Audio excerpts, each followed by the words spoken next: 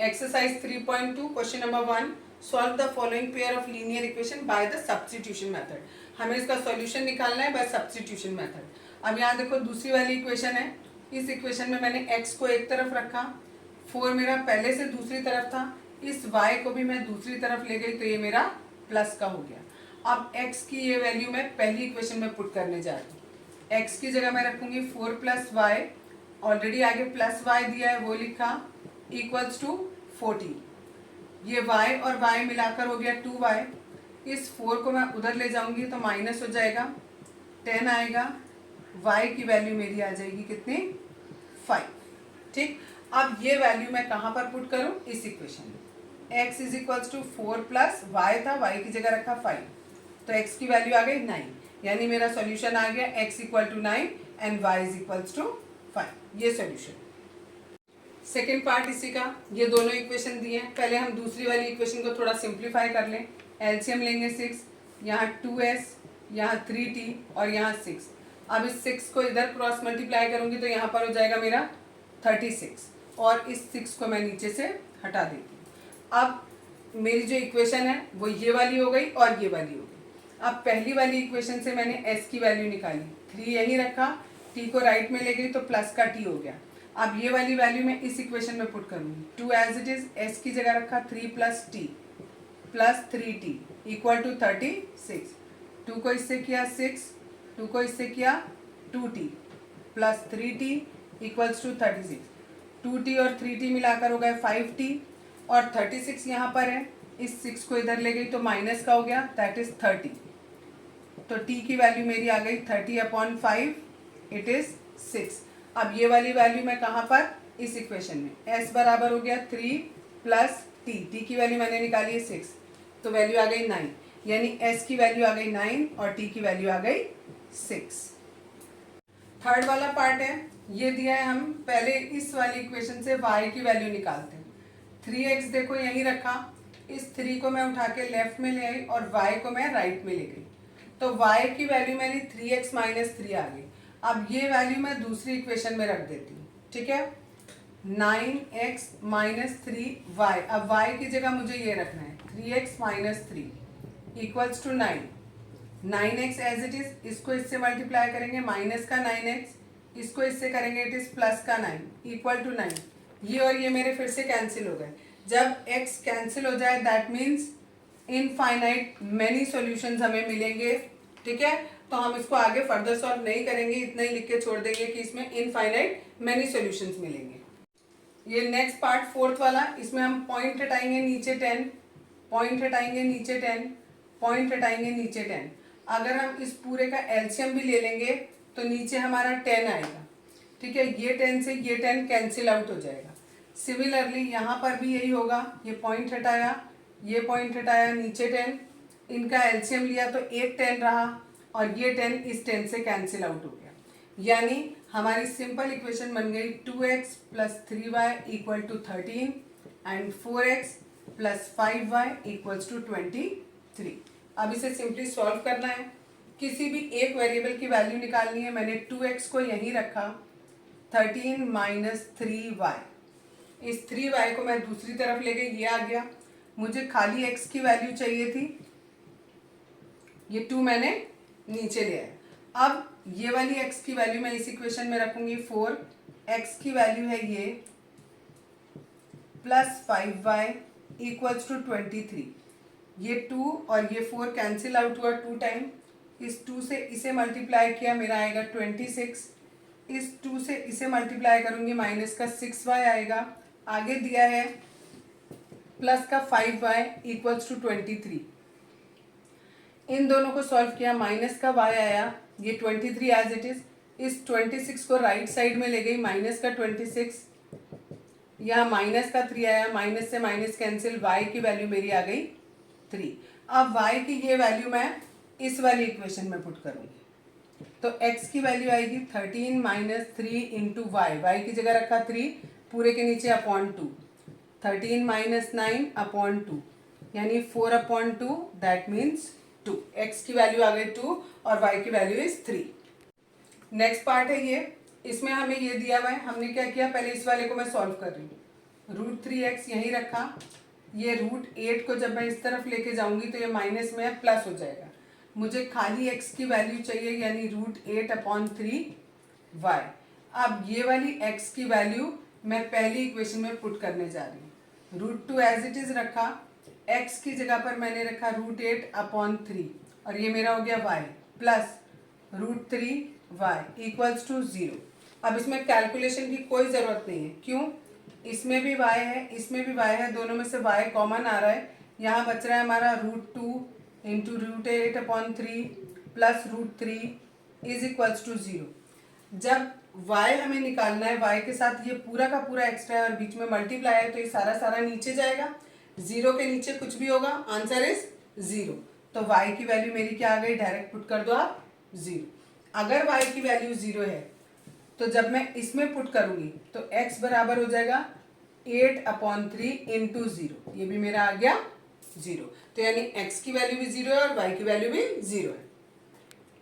6th part है, ये question दिया है, पहले एलसीएम लेंगे, 2 और 3 का 6 आएगा, ऊपर 9x हो जाएगा, यहाँ 10y हो जाएगा और ये माइनस का 2 एज इट इज। अब इस 6 को क्रॉस मल्टीप्लाई कर देंगे -2 से, तो माइनस का 12 हो जाएगा। यानी अब ये जो मेरी पहली इक्वेशन थी वो मेरी ये बन जाएगी, ठीक है। तो यानी अगर मैं इसको इरेज भी कर दूं तो मुझे कोई दिक्कत नहीं, ठीक। ये पहली इक्वेशन ये हो गई। सिमिलरली दूसरी इक्वेशन दी है, यहाँ पर भी मैंने वैसे ही एलसीएम लिया और जब यहाँ भी 6 था, यहाँ भी 6 था, अगर मैं क्रॉस मल्टीप्लाई करके ये 6 यहाँ लेके जाऊंगी तो ये 6 और ये 6 कैंसिल हो जाएंगे, तो मेरी दूसरी इक्वेशन ये बनेगी। यानी पहली इक्वेशन ये हो गई और दूसरी इक्वेशन ये हो गई। इस दूसरी इक्वेशन से मैंने x की वैल्यू निकालनी है, तो इस 3y को मैं राइट में ले गई तो माइनस हो गया, इस 2 को हटाऊंगी तो नीचे अपॉन में 2 आ गया। अब ये x की वैल्यू मैं इस पहली इक्वेशन में पुट करूंगी। 9 की जगह मैंने 9 रखा, x की जगह पर ये पूरा का पूरा रखा और उसको ब्रैकेट में कर दिया, -10y, ये 10y लिखा और equals to -12 as it is.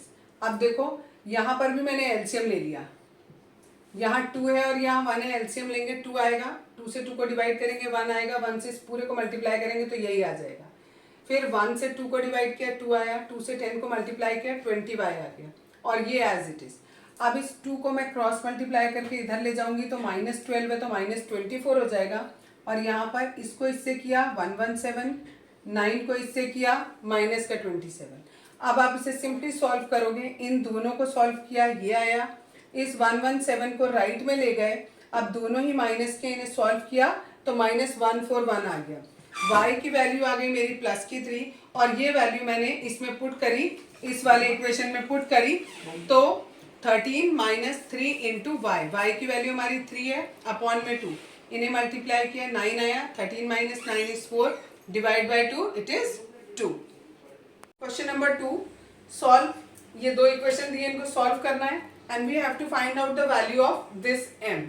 तो पहले हम इन दोनों को सब्स्टिट्यूशन मेथड से सॉल्व करेंगे। ये पहली इक्वेशन है, इसमें 2x को मैंने यहीं रखा, 3y को इधर ले गई, माइनस में हो गया, अब इस 2 को भी मैंने हटा दिया, यहाँ नीचे आ गया। अब ये वाली जो x की वैल्यू है ये मैं इस सेकेंड इक्वेशन में पुट कर दूंगी, 2 की जगह 2 रखा, x की जगह ये वैल्यू रखी, -4y as it is, -24 as it is, ये 2 से 2 कैंसिल हो गया, 11 - 3y, यहाँ से माइनस का 4y और यहाँ से -24, इन्हें सॉल्व किया, y की वैल्यू मेरी 5y, ये वैल्यू मैं इस इक्वेशन में पुट करूंगी, 11 - 3 इंटू y की जगह मैंने रख दिया 5, इसको सॉल्व करेंगे, वैल्यू आएगी हमारी y की, x की -2।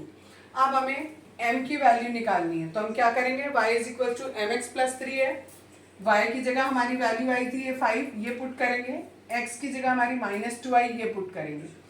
आगे यहाँ पर इन दोनों को मल्टीप्लाई किया, -2m हो गया, इस 3 को यहाँ ले जाएंगे, 5 - 3 2 हो जाएगा, -2m, तो m की वैल्यू कितनी आ गई, -1। क्वेश्चन नंबर 3, फर्स्ट पार्ट है, डिफरेंस बिटवीन 2 नंबर इज 26। दो नंबर हमने x और y लिए, यहाँ लिखना भी पड़ेगा, let the numbers be x and y। अब दोनों नंबर का डिफरेंस 26 है और दूसरा बोला है one number is 3 times the other, ठीक है। अब इन दोनों इक्वेशन को सॉल्व करना है, सब्स्टिट्यूशन करना था हमें, x की वैल्यू हमें 3y दी हुई है, तो हमें यहाँ पर डायरेक्ट वैल्यू ये वाली इसमें पुट कर देंगे, x की जगह रखा 3y, ये -y एज इट इज और ये 26 एज इट इज, इन दोनों को सॉल्व किया 2y आया, y बराबर 13 आ गया, ये 2 हमारा नीचे चला गया।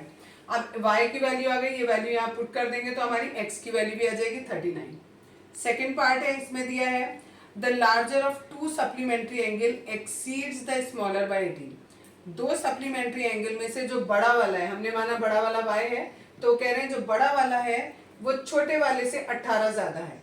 और दूसरी इक्वेशन कैसे बनेगी, दोनों जो एंगल्स हैं उनका सम 180 है। क्यों? क्योंकि ये सप्लीमेंट्री हमें दिए हुए।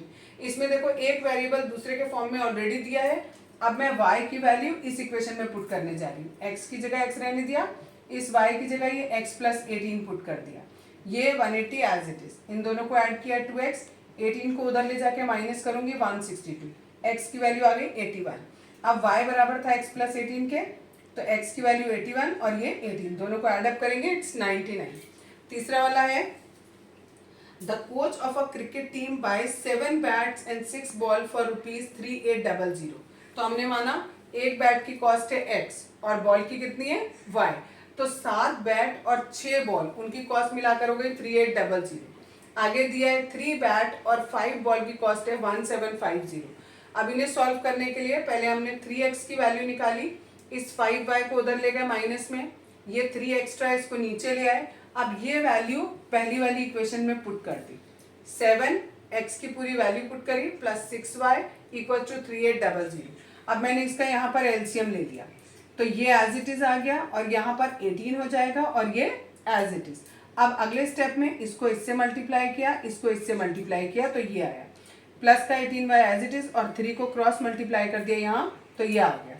इन दोनों को सॉल्व करेंगे, माइनस का 17y, इसको मैं उधर ले गई तो माइनस में हो जाएगा, इनको सॉल्व किया ये भी माइनस में आएगा, तो y की वैल्यू क्या हो गई, ये माइनस और माइनस कैंसिल हो गया, y की वैल्यू आ गई हमारी 50।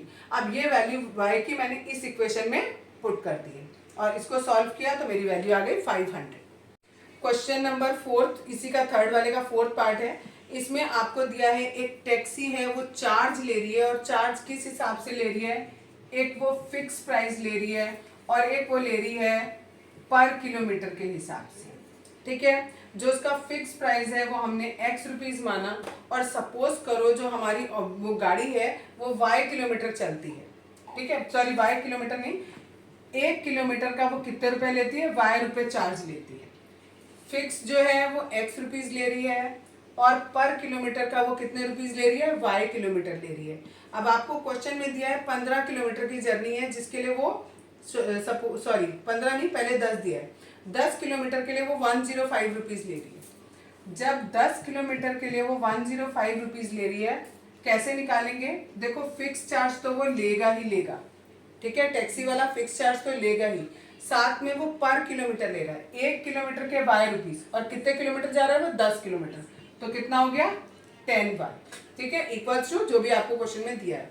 दूसरे में क्या है 15 किलोमीटर जा रही है और कितने रुपए दे रहे हैं 155, अभी भी फिक्स चार्ज वो उतने ही लेगा और अब कितने किलोमीटर हो गए 15 किलोमीटर।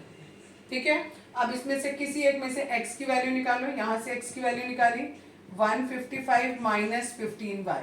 अब ये वैल्यू मैं इस इक्वेशन में पुट कर देती हूँ, x की जगह पर मैंने रखा 155 माइनस 15y, आगे प्लस 10y दिया है इक्वल्स टू 105। अब यहाँ पर ये 155 को उधर ले जाऊंगी और इन दोनों को सॉल्व किया तो माइनस का 5y रह गया, 105 में से 155 माइनस किया तो ये माइनस का 50 आ गया, यानी y की वैल्यू मेरी 10 हो गई, ये और ये कैंसिल हो गया। जब y की वैल्यू आ गई किसी भी एक इक्वेशन में पुट कर लो तो मेरी दूसरी वैल्यू आ जाएगी। फिलहाल हमने ये निकाल रखा है x is equal to 155 minus 5y, यानी 155 माइनस 5 इंटू वाई की वैल्यू मेरी आई है 10, तो that is 155 minus 50, that means 105, यानी जो फिक्स चार्ज है वो 105 हो गए और पर किलोमीटर के 10 रुपए चार्ज। यहाँ गलती से 5 हो गया, इट इज 15 है, 15y है बच्चों, तो 15 इंटू 10 इट इज 150, तो माइनस करेंगे तो इट इज ओनली 5, यानी जो फिक्स चार्ज है वो 5 रुपए है और जो पर किलोमीटर है वो 10 रुपए का चार्ज है। इसी में एक क्वेश्चन आगे और दिया है कि आपको ये भी बताना है how much does a person have to pay for travelling a distance of 25 kilometre. अगर कोई पर्सन 25 किलोमीटर जा रहा है तो उसे कितने रुपए देने होंगे? तो देखो 25 किलोमीटर के लिए उसे कितने रुपए देने होंगे? एक तो फिक्स चार्ज तो देना ही होगा जो कि हमारा ₹5 है। 1 किलोमीटर के 10 रुपए हैं, तो 25 किलोमीटर के कितने हुए? 25 into 10 it is ₹5 plus 250 that means ₹255।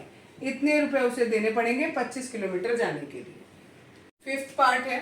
Fifth part में हमें दिया है कि अ फ्रैक्शन बिकम्स 9/11। एक फ्रैक्शन जो है 9/11 हो जाती है कब? जब उसमें हम न्यूमरेटर और डिनोमिनेटर दोनों में x 2 ऐड कर लेते हैं। हमने माना न्यूमरेटर x और डिनोमिनेटर y है, तो x में भी 2 ऐड कर दिया, y में भी 2 ऐड कर दिया और हमारी इक्वेशन वो फ्रैक्शन बन गया 9/11। अब हमने क्रॉस मल्टीप्लाई किया, 11 से इन दोनों को मल्टीप्लाई किया और 9 से इन दोनों को मल्टीप्लाई किया, ये इक्वेशन बनी। 22 को मैं इधर ले गई, ठीक है। क्यों ले गई? क्योंकि मुझे एक वेरिएबल की वैल्यू निकालनी थी दूसरे वेरिएबल के फॉर्म में, तो मैं x को यहीं रखा और 22 को मैं कहाँ ले गई? इधर ले गई। 18 और -22 सॉल्व किया, माइनस का 4 आया, x के साथ ये 11 एक्स्ट्रा, इसको यहाँ नीचे ले आई, x की वैल्यू ये आ गई, ठीक है। ये हमने एक इक्वेशन बनाकर छोड़ दी। नेक्स्ट आगे दिया है if 3 is added to both the numerator and denominator it becomes 5/6। अगर हम न्यूमरेटर और डिनोमिनेटर में 3 ऐड करते हैं तो हमारी इक्वेशन किसके बराबर? 5/6 के बराबर हो जाती है हमारी फ्रैक्शन। क्रॉस मल्टीप्लाई करेंगे इसमें भी दोनों, इसको 6 से इन दोनों को करेंगे और 5 से इन दोनों को करेंगे। 18 को मैं उधर लेके जाऊंगी तो 15 माइनस 18 हो जाएगा। It is 6x equal to 5y plus 15 minus 18। इन दोनों को सॉल्व करूंगी तो माइनस का 3 आ जाएगा और 5y एज इट इज, और यहाँ पर ये 6x एज इट इज। अब इस x की जगह पर ये जो मैंने वैल्यू निकाली थी ये वैल्यू पुट करूंगी। 6 की जगह 6 रखा और x की जगह ये वैल्यू रखी। अब यहाँ नीचे 11 आ रहा है, इस 11 को क्रॉस मल्टीप्लाई कर दिया उधर, इस 6 से इसको भी मल्टीप्लाई किया, इस 6 से इसको भी मल्टीप्लाई किया, ये आया। 11 से इन दोनों को मल्टीप्लाई किया, y एक तरफ ले लिए, नंबर एक तरफ ले लिए, y की वैल्यू आ गई मेरी 9। अब ये वैल्यू मैंने ये जो इक्वेशन बनाई थी ये वाली, इस इक्वेशन में y की वैल्यू पुट कर दी 9। देखो 9 की जगह 9 लिखा, y की वैल्यू 9 आई है वो भी 9 पुट किया, -4 एज इट इज और अपॉन में 11। इन दोनों को मल्टीप्लाई किया 81 में से 4 माइनस किया 77, 11 से डिवाइड किया 7 आ गई। फिफ्थ वाला पार्ट है 5 years hence the age of Jacob will be 3 times that of his son. 5 years ago Jacob's age was 7 times that of his son. What are their present age? हम इस question को उल्टा करके करेंगे। पहले हमें दिया है 5 साल पहले, जो सेकंड स्टेटमेंट दिया है 5 years ago, वहां से शुरू करेंगे। 5 साल पहले हमने माना जैकोब की x ईयर थी और उसके बेटे की y ईयर्स थी। तो अकॉर्डिंग टू क्वेश्चन 5 साल पहले जैकोब की एज उसके बेटे की एज की 7 टाइम्स थी। एट प्रेजेंट दोनों की एज कितनी होगी? जब 5 साल पहले जैकोब की एज x है तो इस समय x + 5 होगी और उसके बेटे की y + 5 होगी। और 5 साल और आगे दोनों की एज में और 5 ईयर्स ऐड कर दिए, ठीक है। तो ये हो गया x + 10 और ये y + 10। अब अकॉर्डिंग टू क्वेश्चन उन्होंने बोला है 5 साल आगे, यानी 5 साल hence the age of Jacob, Jacob की एज जो है अपने बेटे की एज की 3 टाइम्स है। तो अब हम क्या करेंगे? x + 10 ऐसी रखा, 3 को y से किया, 3 को 10 से किया और इस x की जगह हम ये वैल्यू 7y पुट कर देंगे। 7y + 10 equal to 3y + 20। y एक तरफ किए 4y आ गया है, नंबर एक तरफ किया 20 आ गया, y की वैल्यू 5 आ गई। जब y हमारा 5 आया तो x बराबर हो गया 7 × 5 दैट इज 35। ये थी 5 साल पहले की एज। हमें प्रेजेंट एज निकालनी है। प्रेजेंट एज ये और ये है। x में भी 5 ऐड कर देंगे तो हमारी जैकोब की एज आ जाएगी। x की वैल्यू 35 आई है प्लस 5 तो ये 40 आ गई और y की वैल्यू 5 आई है और ये भी 5 तो 5 और 5 10 ईयर्स।